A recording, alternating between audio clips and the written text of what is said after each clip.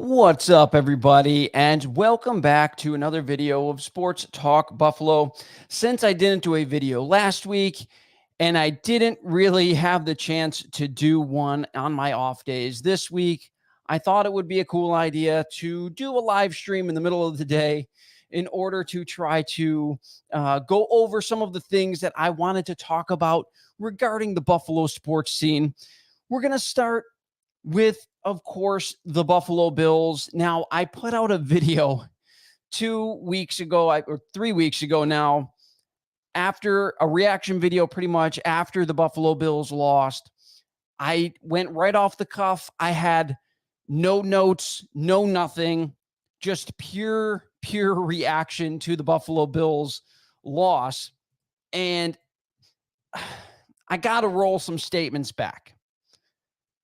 Starting with the Josh Allen slander. I can't keep going with the Josh Allen slander after watching what that Kansas City defense did to both Lamar Jackson and Brock Purdy. After watching that KC defense pretty much dominate both of those teams, Josh Allen was superhuman in that game. Yes, he missed a throw late. Yes, he was bumped on the throw. Yes, he missed Stephon Diggs coming across the middle. So it seems on a lot of the still shots and a lot of the video that I've watched. However, Josh Allen was superhuman in that game, and he did absolutely everything that you would want your quarterback to do in order to get your team to win in a divisional game against this Kansas City team. Realistically, this Buffalo Bills team was very, very good against the Kansas City Chiefs. And there was a poll on Twitter before, and it said, which dynasty hurts more, right? Was it the New England Patriots dynasty that we watched Tom Brady basically just run the AFC East? Or was it the Kansas City now dynasty, which is basically running the AFC? And I got to say, realistically, it is the Kansas City dynasty. And the reason being is that the Buffalo Bills legitimately have probably one of the top 3 quarterbacks in the entire NFL.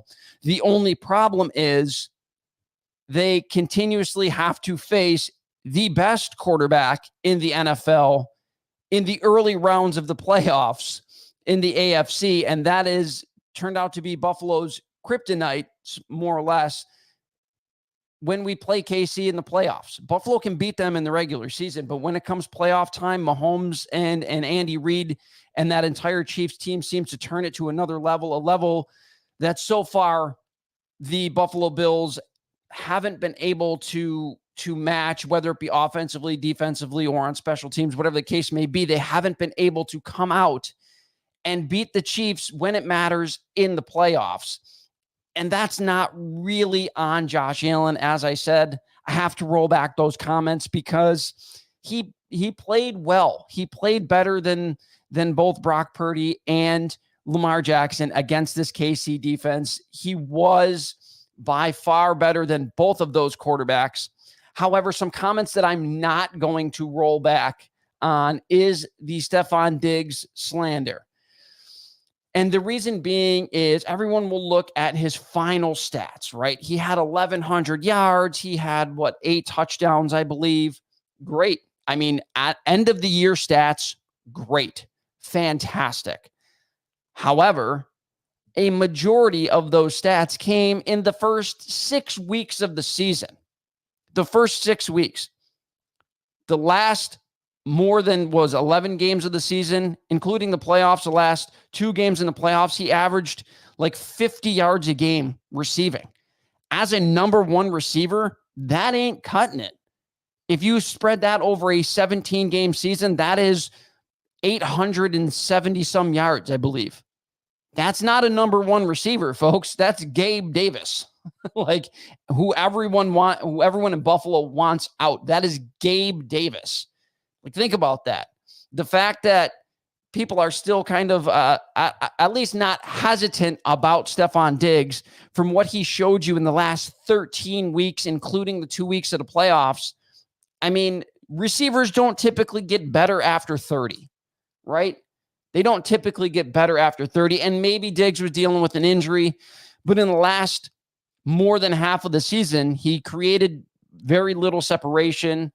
He and Josh Allen maybe weren't on the same page on the long ball. He came down with not a whole lot of contested catches. He just wasn't the game breaker that we needed him to be. And it showed in this Buffalo Bills offense. They relied on the run a lot more, which is a great thing. Obviously, the Bills needed a more balanced offense, but you cannot have your number one receiver posting just 51 yards a game on average and expect your team to beat a team like the Kansas City Chiefs. You just can't have that. You need your big players. Well, I did say this in the video that I did a couple weeks back. You have to have your big players come up with big plays and big time moments, and Stephon Diggs couldn't do that. Stephon Diggs didn't do that. And that is a big reason why the Bills lost in that game to KC. Again, Allen played great. He did. He really played great considering how good that Kansas City defense was. And in the end, it wasn't really on Allen. It was the defense and the multitude of injuries on the defense that was their undoing in that game. They were down both of their top two linebackers in Milano and Bernard. They were down two of their top three cornerbacks in Trey White and Christian Benford. Their punter was nursing a hamstring injury. By the way, that's a horrible coaching decision to let your punter who is nursing a hamstring injury on his kicking leg play in that game. Horrible coaching decision. Sometimes you have to save the players from themselves or at least think about what's best for the team. Even though he wants to go, what's best for the team is to have a healthy punter that could have drastically changed field position in that game. And you can't really give a team like the Chiefs any advantages because they take advantage, or they literally take advantage of every opportunity that you give them. And with having all of those guys out for the Buffalo Bills, KC was able to pretty much do whatever they wanted on offense, and they scored 27 points. They only had the ball for 22 minutes and 59 seconds in that game. And it's crazy to think that they still put up 27 points on this Bills defense, who was supposed to be ranked one of the best. I think they were ranked statistically the best defense going into the playoffs. But again, injuries played a monster role in that game. I think if we had one or two of those players, the outcome may have been able to be different. However, just wasn't in the cards for the Buffalo Bills yet again this season. And we really have to start thinking about, are the Buffalo Bills cursed and the city of Buffalo cursed? Because for whatever reason, everything looks great right up until that moment. And then either a key player gets hurt or something wonky happens, or a player that's made plays all year doesn't make the play when it needs to be made. It's just everything seems to work against Buffalo sports in general when the big moment comes. So we have, in my opinion, there's got to be something going on in terms of some sort of jinx or some sort of voodoo on this Buffalo sports fan base in general. It's very, very difficult to kind of get over and get past when you have all the pieces there, but for whatever reason, they just can't get it done year after year. Again, the Bills had the ball for over 37 minutes in this game, but they only averaged about 4.4 yards per play, while Kansas City averaged nearly 8 yards a play. That in and of itself showed you how banged up this Buffalo Bills defense was, and that was basically their undoing in this game against the Kansas City Chiefs. That was more or less their undoing in this game. They couldn't overcome their injuries. They were able to overcome some of the injuries in the previous game, but you're not going to be able to do it against a team as talented as Kansas City, regardless if they have enough. Not enough fans made the ultimate sacrifice to the pit, apparently. Apparently, we were all selfish, and we didn't jump into the pit. I thought maybe some of the police that were there guarding the pit should have jumped in themselves. Maybe that would have turned the mojo around. I really don't know. I honestly don't know what the heck is going on as far as why we cannot get over this hump or why we have a key injury at the time we have it or whatever the case may be. I just don't understand why we always have a team, at least under Josh Allen in the last few years, that has been talented enough to win the Super Bowl and just haven't been able to get past Mahomes and the Chiefs. There's got to be some sort of curse on this Buffalo franchise, whether it's where they built the stadium. A lot of people are saying that it was built next to a burial ground or whatever it may be. I don't know. Again, it's just not fun year after year losing to Patrick Mahomes and this Kansas City Chiefs team, and then knowing very well that they're likely going to march on and win another Super Bowl, and then have another parade, and then you get to see them all summer long, and everyone talk. It gets exhausting. It's exhausting, especially when you know that you can beat them, all things even, but they can't, or they haven't beat them. So it's frustrating to say the least.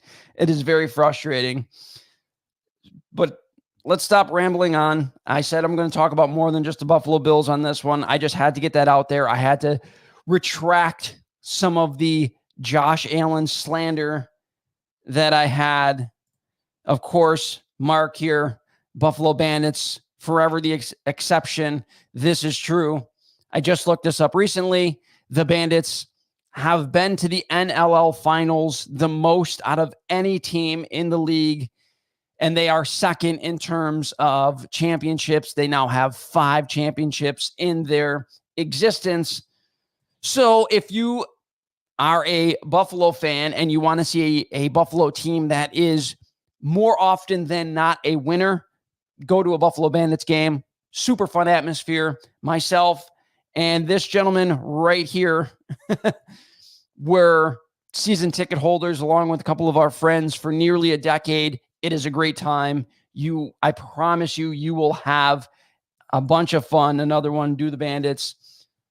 I promise you, if you go to a Bandits game, you will have an absolutely fantastic time. There is no time like the present, and they are starting to pick their game up again.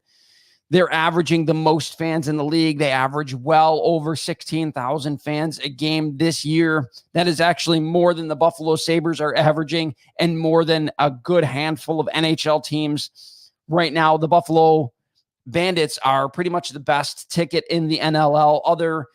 Every player that plays in the National Lacrosse League will tell you that Banditland is by far the best. And I don't really think there is a comparison. The next closest in terms of attendance, I don't even know which team it is, but I think it's like 13,000. So the Bandits are just the best team to watch. They have some of the best players in Dane Smith. And I am really sorry that I am blanking on his name, and I can't believe I'm blanking on his name. Holy cow. That's really embarrassing. I really can't believe I'm blanking on his name. That's Josh Byrne. There it is. I couldn't believe I did that. But anyway, I can't believe I was blanking on Josh Byrne's name.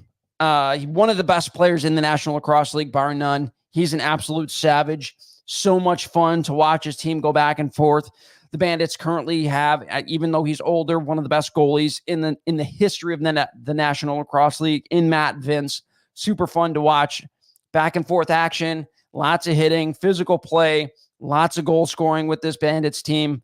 If you miss out on this, I don't know what, they're like the best kept secret so far, pretty much in the city of Buffalo. If you're just a Bills fan or if you're just a Sabres fan, you are seriously missing out because the Bandits are a ton of fun.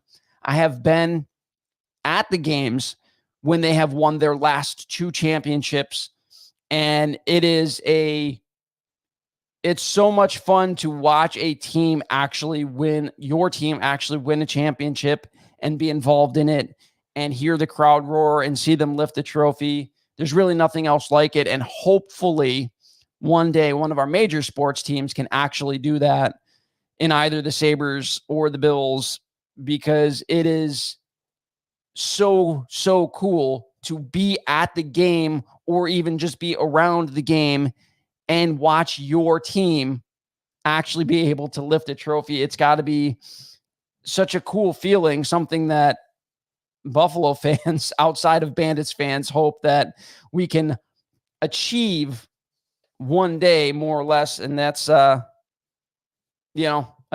everyone's talking about the Bandits. If you're not in on the Bandits right now, there's no better time than the present. Go to a Bandits game, one game, and you'll likely be hooked and be a fan for life. Every single Bandits game is now on TV. They play it, I believe, on channel WNLO. They had an agreement with WNLO.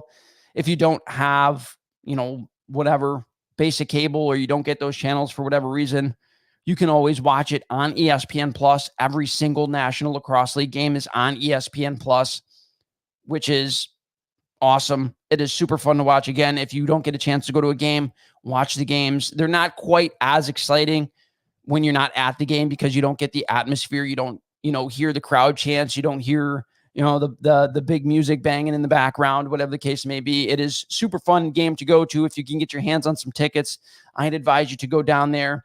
Way more fun, at least currently, than going to a Buffalo Sabres game. So if you're going to spend some money on the Buffalo Bandits, that is for sure. Thank you guys for putting those in the comments.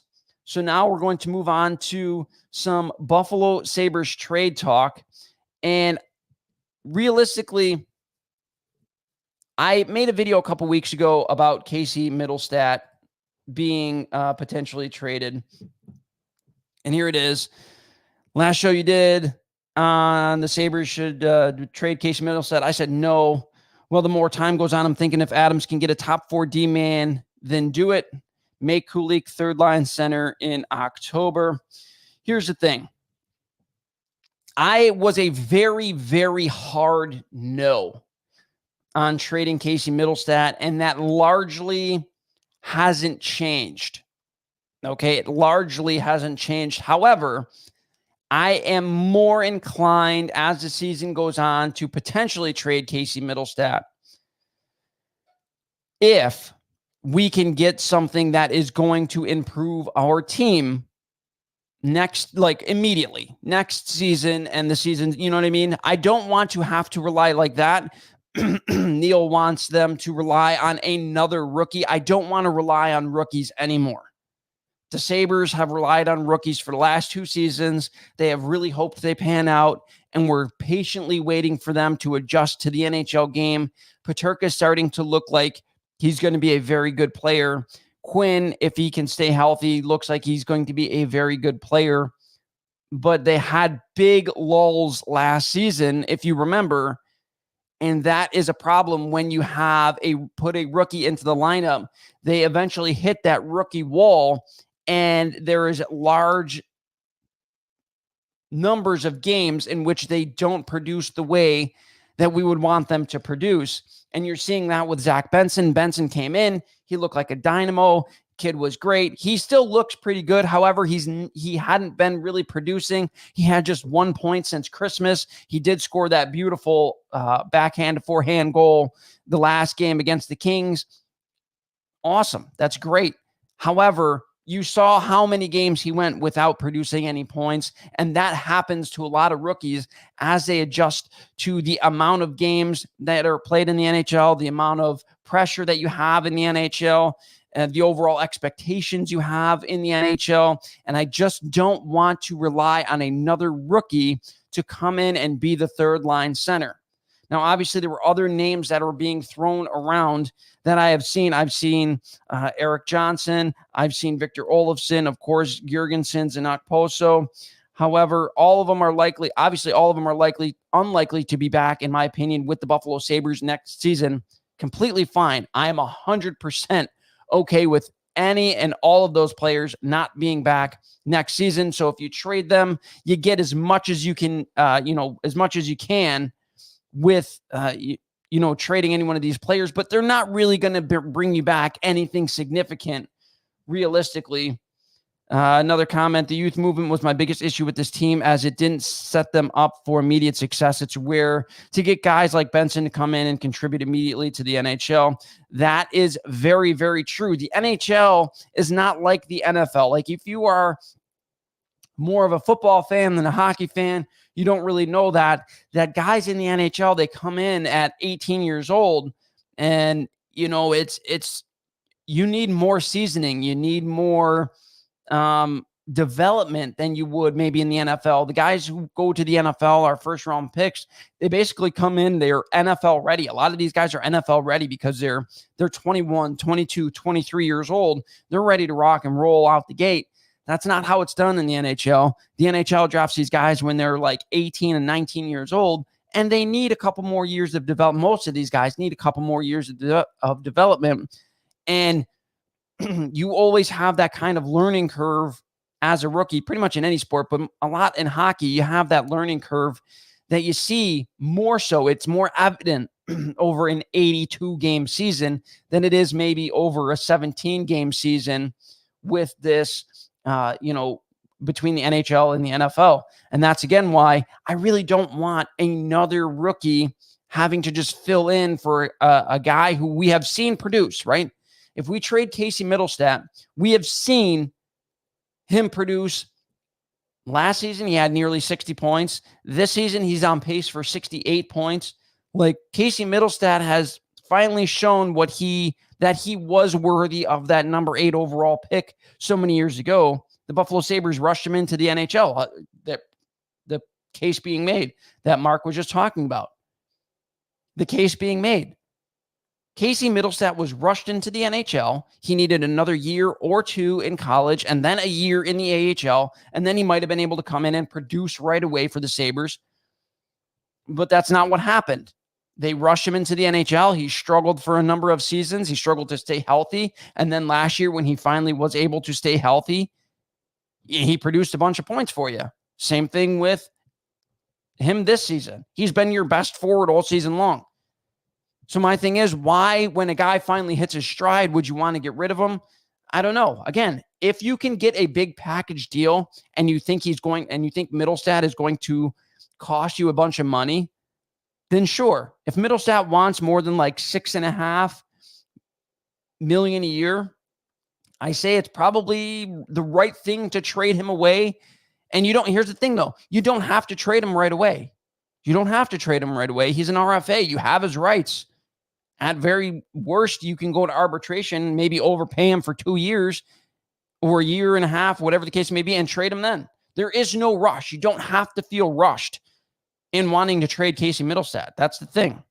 You don't have to feel rushed in wanting to trade him. However, if you can get a top 4 D-man, or you can get a big power forward that can score and be physical, something the Sabres lack a ton of is forwards with physicality. And people will point to Jordan Greenway. Jordan Greenway, I've seen many, many times not finish his checks. I've seen many, many times him not drive to the net. He's been better of late, I would say the past, 15 or 20 games. He's been producing offensively, but he doesn't really bring much of the way of offense realistically for the most part. That to me, like, you got to keep your best players here. You already see this season, Tage Thompson and Dylan Cousins, both of them are struggling mightily to score points, right? They signed that big deal. Both of them are struggling mightily to score points. Now you ship out Casey Middlestat, you're putting even more pressure on those two guys to produce, because now you've just taken away another massive weapon for the Buffalo Sabres. I'm not saying I want to keep everybody. There's not room for everybody. And that brings me to the next point.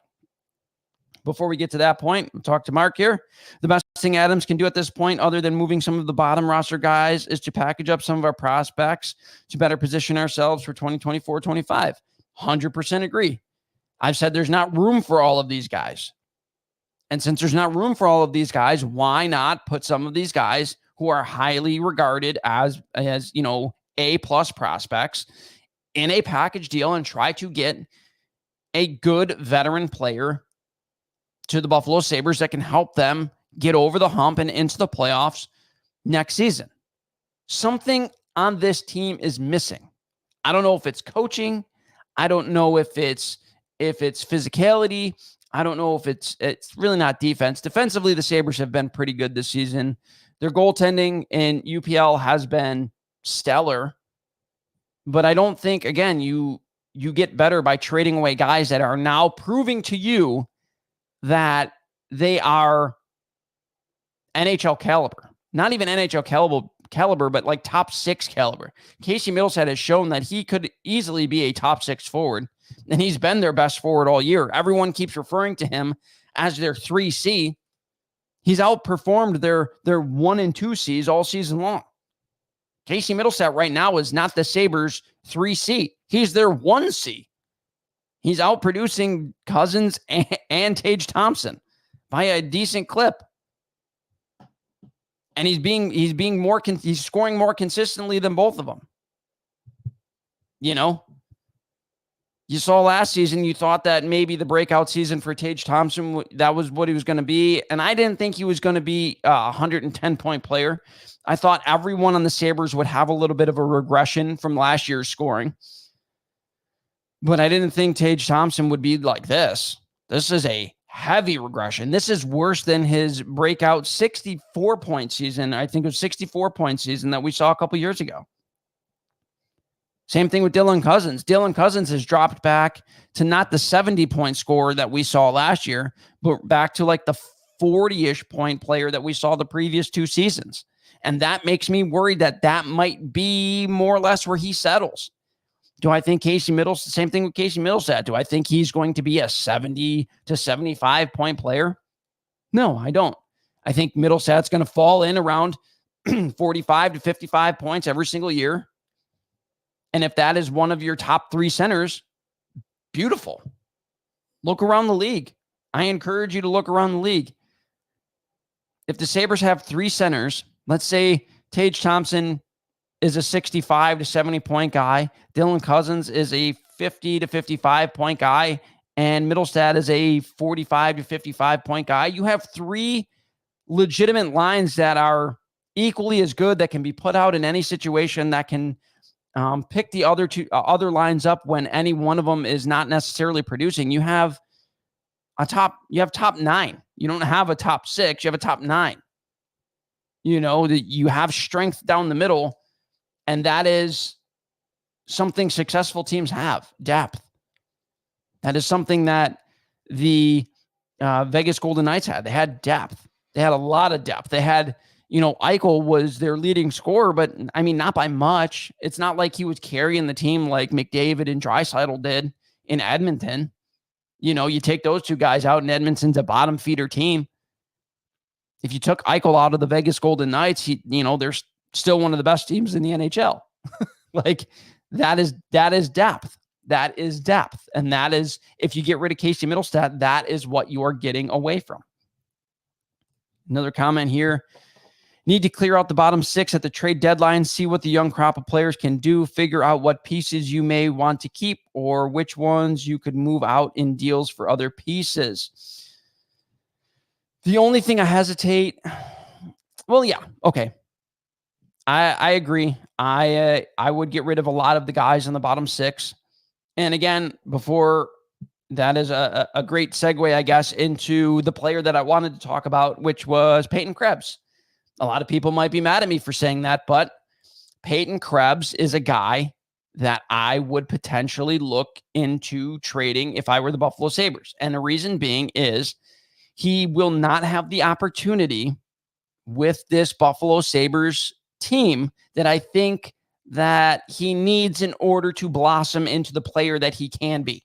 And I think the player that he can be is Casey Middlestat. So why would we give up Casey Middlestat in hopes that Krebs can turn into Casey Middlestat? We already have him. They're the same type of player. Both of them are pure playmakers. Both guys are pure playmakers, right?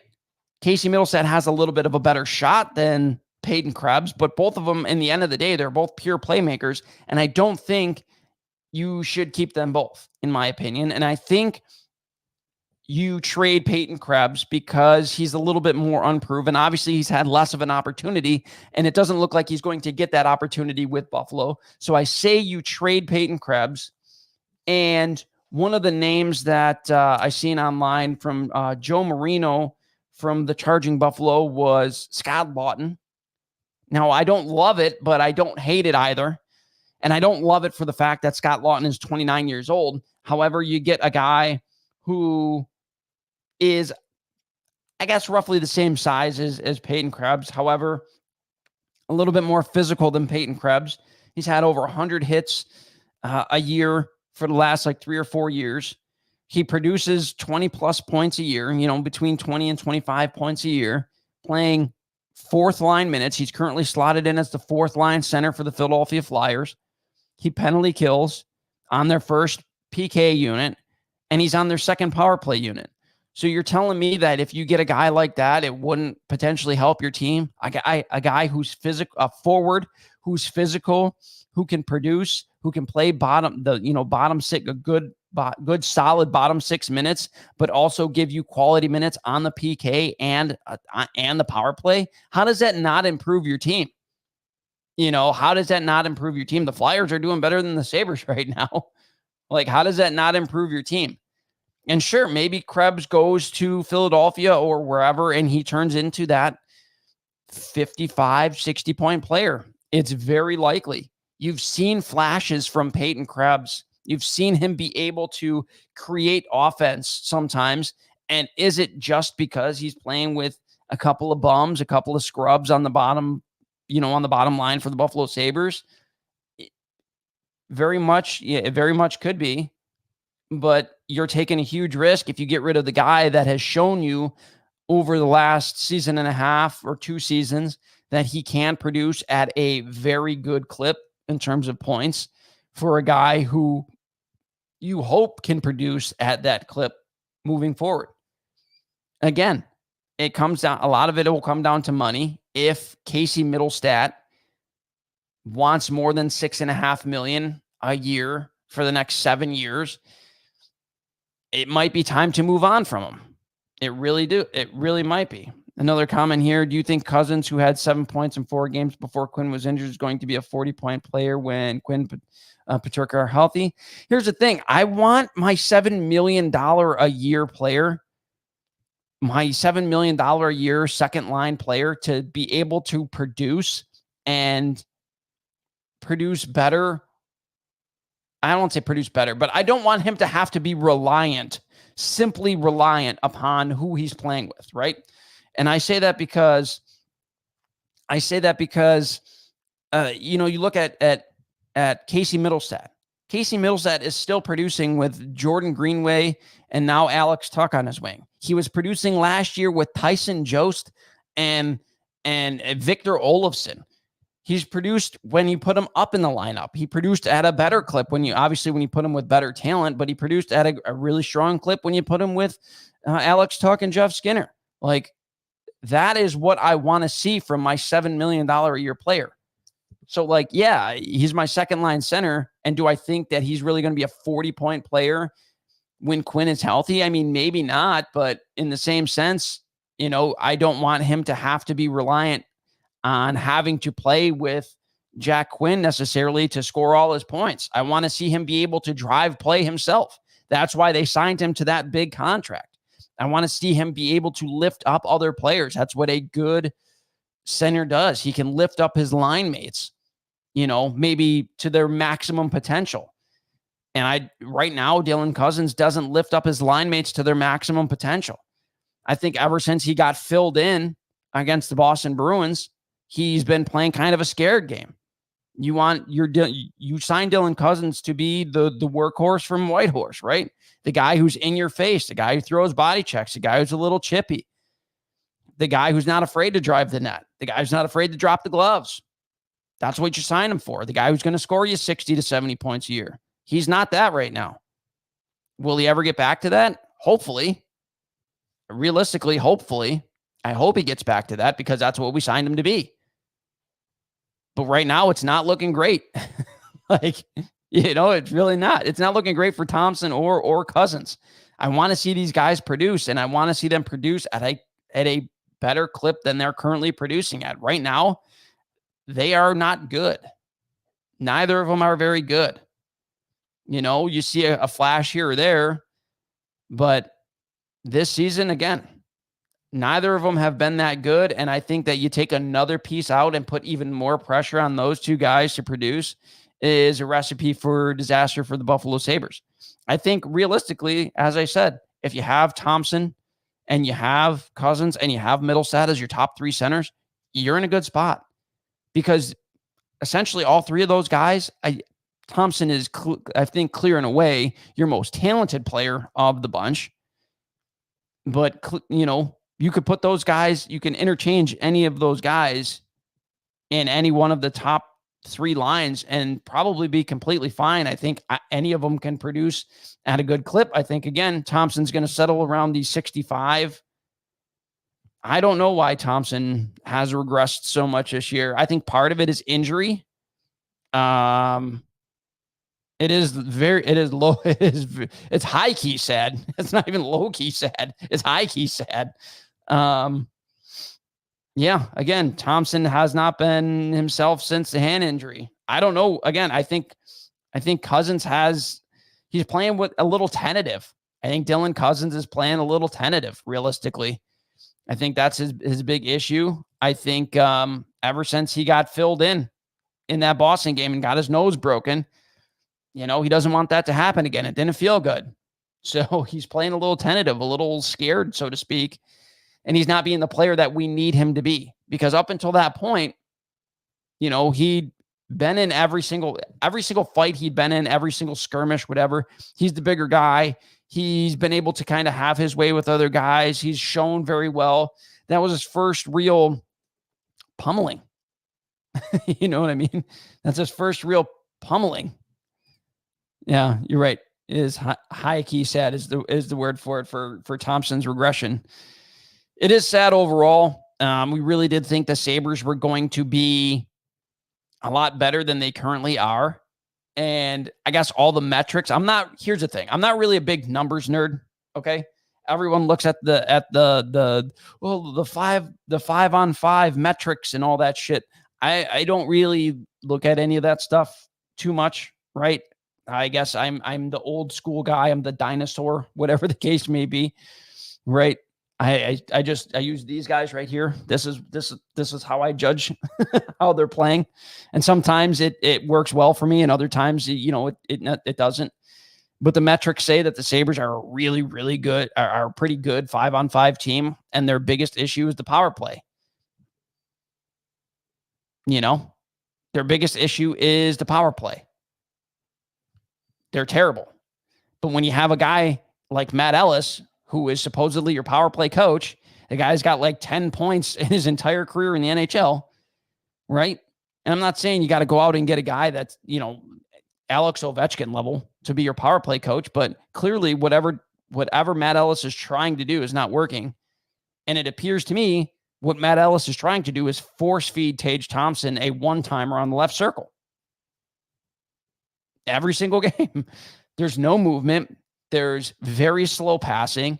And then they just, they try to set up a one-timer for Tage Thompson, who shoots it as hard as he possibly can and hopes for the best. Like, that's their power play strategy this season. And it has not worked, not even a little bit. And people will say things like, oh, but why does it work in Washington so well with Alex Ovechkin? Alex Ovechkin in his prime, if you ever watched Ovi in his prime with the Washington Capitals on the power play at that left circle, watch him. He doesn't just stand kind of like how Tage Thompson stands.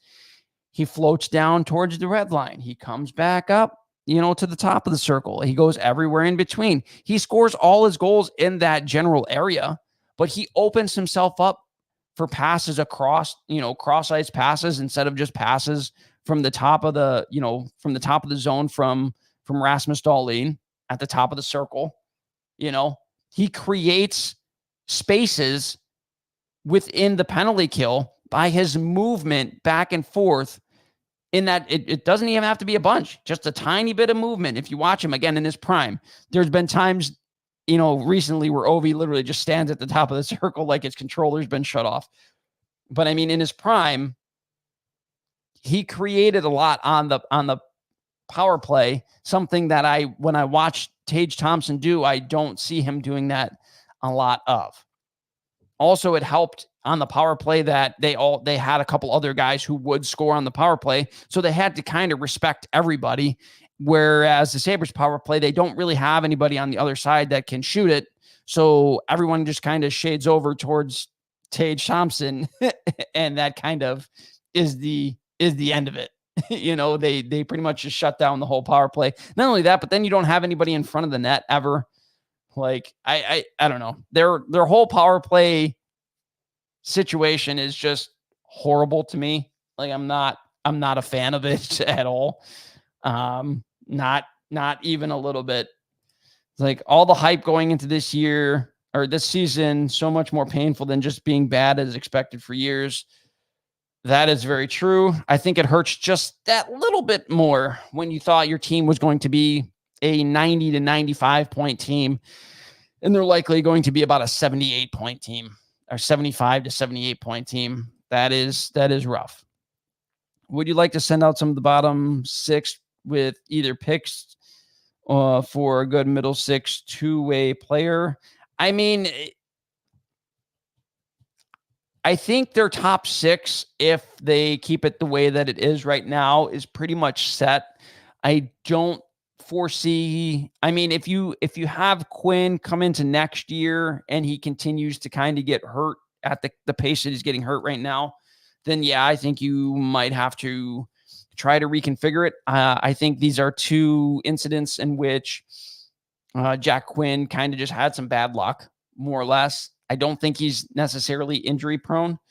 So I think their top six is kind of set. Thompson, Tuck, Skinner, Cousins, Peterka, Quinn. So you're looking more for bottom six guys right now. And that's not necessarily a thing like it was in the past. You're not looking for, guys who are necessarily just grinders, right? Like 15, 20 years ago, bottom six meant like you couldn't really skate well. You didn't have a whole lot of skill. You were just super, super physical, but your only jobs were basically to shut down the other team and to potentially play on the PK. That's not really a thing anymore. You really have to have at least three good lines and one capable line in the NFL. Like, everybody has to be able to play. So I think you're looking for a guy who can produce with less minutes. If you're going to ship out any of these guys, I don't foresee any of the guys that I'm talking about getting anything worth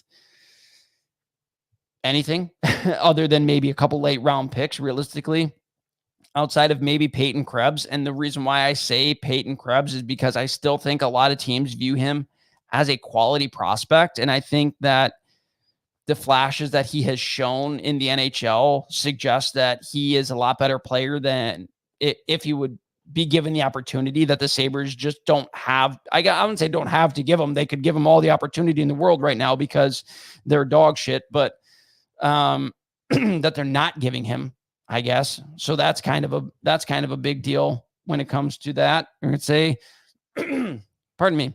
Love the idea of Scott Lawton at center with Greenway and Eric Robinson in the fourth line next season, but what would it cost to get him? Realistically, Peyton Krebs. Like, I really don't think that would be a bad trade for either team. I think that Philadelphia would get a guy who is potentially more gifted offensively and can blossom into a very good forward for them. And then the Sabres get somebody who could be a quality fourth line player who can produce given, lower quality, I wouldn't say lower minutes, and you can slot him in. He has enough offensive ability to be able to put him in on the second power play unit, and he could penalty kill. So I really think that's not a horrible trade for either team. The only thing that I don't like about that trade is Lawton's age, because he's 29. We've seen in sports, as you hit 30, unless you're a freak, like, some of the best players in the NHL currently, you really don't get better after 30. Like, that is when you start your decline. And that is the thing that kind of, makes me hesitate in terms of that. Let's see. I think UPL is the real deal. It's a shame we are wasting his great season. I do too. I said it. I don't know if I tweeted it or if I said it on a video, but I thought UPL was a poor man's Linus Ullmark. Big, lanky, moves well, very athletic, but UPL not UPL, Linus Ullmark was a little bit more injury prone than UPL was in his seasons. He did show very, very well. If you look at his stats in Buffalo, like he was a pretty quality goaltender. He's better than the goalies we've had, the last few seasons, that's for sure, or put up better numbers than the goalies we've had in the last few seasons. And I think that if the Sabres would have kept him and signed him last year, I believe that a couple more of those games he would have been able to steal for the Sabres, and the Sabres would have been in the playoffs. But yeah, that's kind of, I think UPL has been very, very good. Ellis and D coach Marty Wilford need to be replaced, but will Adams do that, or will he say the team regress this season, which is normal for a young team? I agree. I think that if Adams refuses to replace his assistant coaches, that he also needs to go. Because I don't think the whole problem is Adams. I really don't. He's shown that he can have an up-tempo team and play very well offensively. He's shown that he can switch up strategies and have the team play a little bit better defensively. They are better defensively this year by quite a bit than they were last year. So I don't necessarily think it is all on Adams. However, if he's refusing to get rid of either of his two assistant coaches, that you need to replace him also, because what is going on currently is not working. And I don't think you can have 14 years of no playoffs. This is by far the longest stretch in NHL history. I think the next longest stretch is like 9 years. So the Sabres are blowing that out of the water in a league where half the teams get into the playoffs. That's pretty pathetic, realistically.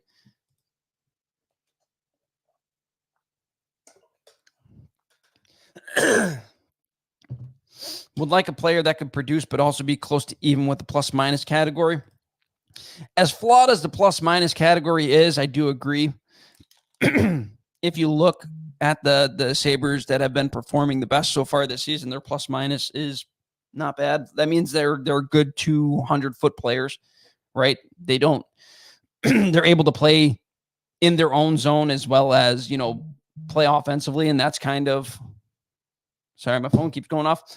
That's kind of, more of what the Sabres need. Obviously, the more goals you score, the more pluses you're going to get. And right now, the entire team is minus like 14 goals or something to that effect. But, yeah, I would anything to help this team get over the hump and get into the playoffs. Realistically, I don't think any player should be not on the table for the Buffalo Sabres to trade. I think anyone and anything and everyone should be on the table for the Sabres to make this team better. I know Olofsson wants out, but the team would possibly trade for him anything other than future considerations. Can't imagine anyone jumping to get him. I think Olofsson, just based on past production, can get you at least a late round draft pick. I really do. Do I think he's going to get more than like maybe a 6th or 7th? I mean, maybe you can sell somebody on a 5th, but other than that, I don't see more than the Sabres getting any more than that. That's why I said that realistically, their two best names that they could potentially trade that would make sense would be either Casey Middlestat or Peyton Krebs.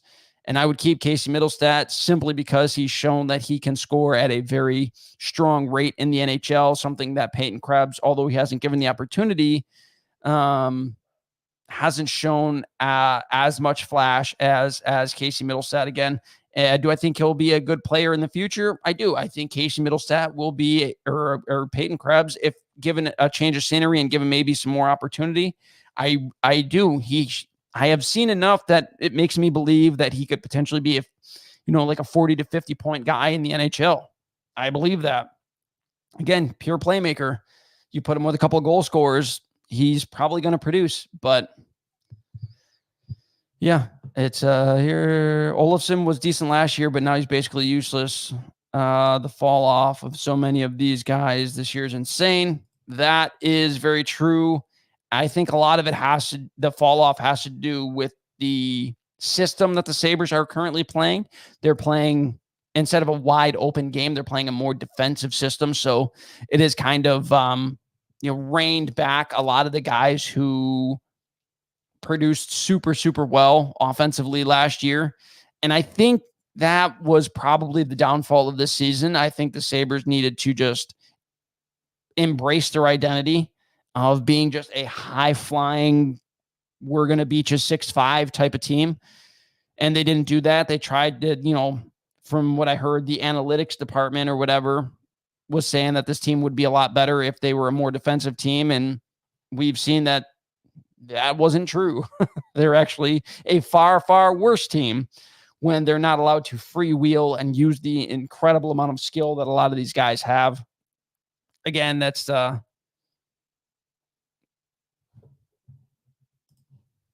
showing how much the team misses Pekka.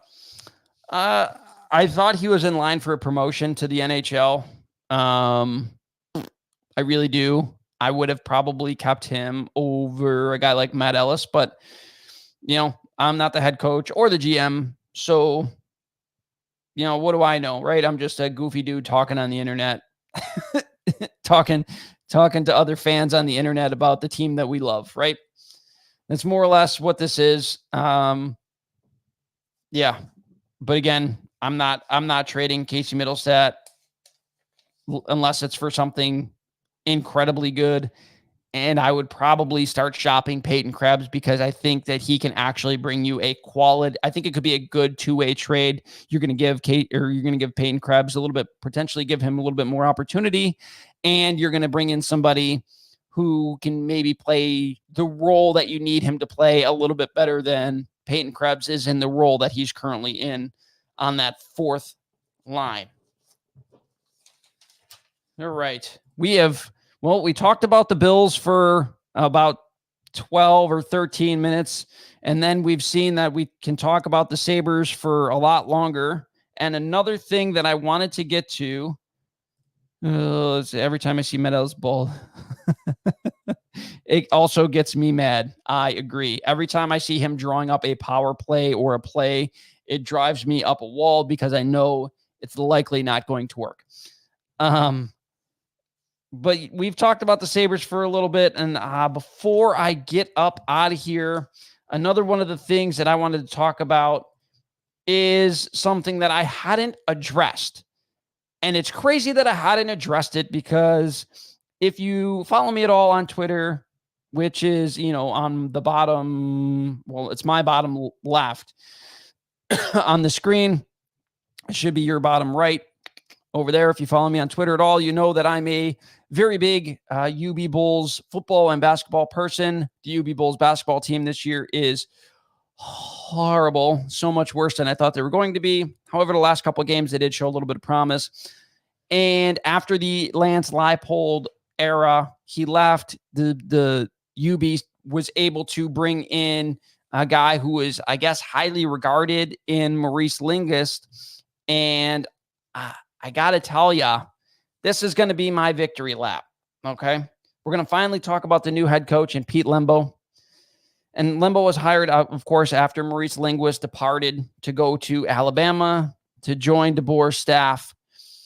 And he's not going to be a defensive coordinator. He's not even going to, I think he's a co-defensive coordinator and a DB's coach in Alabama.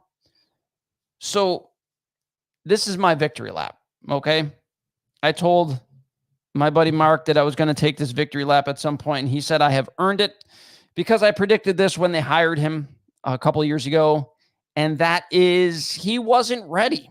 He was a young guy who had never been a full-time coordinator, had never even been a full-time coordinator at the Division I level. Like, he was a co-defensive coordinator for like 3 months at Michigan, I think, before UB hired him.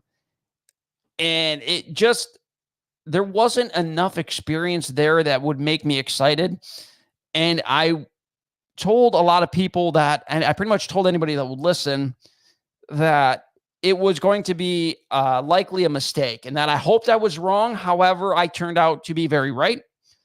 And that was that Maurice Linguist did not look ready in any way, shape, or form to be the head of a football program at the Division I level. He was a great recruiter, a fantastic recruiter at the University at Buffalo. He had, in his 3 seasons, he had 2 of the highest recruiting classes that UB has ever seen. And that is something that someone like me can get very, very excited about. It can get me all in on another season for this UB team. Great discussion on the Sabres. Thank you very much. I appreciate it. But it can get me all in on the on the team again. And with the transfer portal, every season it can be something vastly different, right? However, he was never able to put it in play. And you saw it game after game. And I cautioned a lot of people when I watched this team. He had a lot of holdovers in his first year. His second year was more of his team, and he did pretty well his second year. I think a lot of breaks went his way in order for them to go 7-6 and get to a bowl game and win the bowl game. That is a fantastic accomplishment. However, his teams never seemed to do good in large stretches, right? And his game management was always just very, very questionable. I think that is a big thing that I did not like about Mo Linguist, is that his game management was usually very piss poor. And, it showed. They were 3-9. The first season they were 4-8. This year they're 3-9. Like, they went backwards. They went backwards quite a bit. And he was never able to get his recruiting prowess to turn into quality wins for UB. I mean, we're talking 2 straight years of losing to an FCS school. And this year they lost handily, right? They lost handily. It says, I don't really pay attention to college football, but I look at the UB Bulls throughout the season. They're always bad. Will they actually be good this season? This season, they likely don't have high expectations for this season. And I say that because Pete Lembo is coming in, who they just hired. That's what I was going to talk about. Pete Lembo just came in, and he is a very quality head coach, right? He's a very, very solid head football coach. He's got over 30 years of experience. Sorry, I just spit forward. He's got over 30 years of coaching experience, dating all the way back to 1992, where he was a grad assistant. And he's got a very good resume in terms of being a head coach. And that's why I know it's not the sexy hire that a lot of people wanted for the University at Buffalo. They wanted the young up-and-comer to come in here and do things big and flashy, and it looks like it's not going to be Pete Lembo at all. However, something he does seem to excel at is doing more with less. He was an FCS coach for a number of years, and his overall head coaching record is 112-65. And he had a very solid record in the MAC. I think he was 33-29 in the Mid-American Conference at Ball State. So, I mean, he had 3 of his 5 seasons at Ball State. He was bowl eligible, right? He had 2 good seasons. He had a 9-4 season, a 10-3 season, 2 okay seasons, a 6-6 and a 5-7 season, and 1 bad season that looked like it ended up costing him his job at 3-9. But I think he's going to provide the perfect amount of experience and youthfulness, because he's not that much of I won't say he's not a super old coach. He's a very confident coach. He appears like he's going to be a pretty good recruiter as well. I've heard from a lot of South Carolina fans who have commented and said that he is going to be a very, very good recruiter for this UB program. He sounds good for the job if he can do more with less. This is very true, and he's actually alluded to that. He wants to expand on what the program, like expand the reach of the program, but he also understands kind of, like I said, at the FCS level, you have to do more with less, and he has a fantastic FCS record. And then he was in the Mid-American Conference as a head coach at Ball State, so he understands what the league is. He understands the parity of the league. He's had very quality results already in this league. So I do expect maybe a bumpy start, but I expect him to be able to turn the ship around and get the UB football program back in the right direction, and more in the direction of like the Lance Leipold than more so than we saw under Mo Lingus, because Lingus just, he wasn't it. Mark commented the Lingus area is best summed up by the word inconsistency. Inconsistent on the field, revolving doors of staff members, particularly OC and DC, and a whole lot of hype with no delivery. That is probably as true a statement as you can say with this University at Buffalo program. Under Mo Lingus, he had a ton of hype. And I said this too. He seemed like a very rah-rah guy, very rah-rah, all flash, no substance. And I've said that for 3 seasons, and every season I've come back and he's recruited well. And I've thought to myself, maybe this year is different. And every season it wasn't different. Every season they've had huge struggles. And that was that for me. He just wasn't necessarily my cup of tea as a head coach. I want less flash, more substance, right? I don't care how flashy you are. If you win, realistically, nothing else matters, right?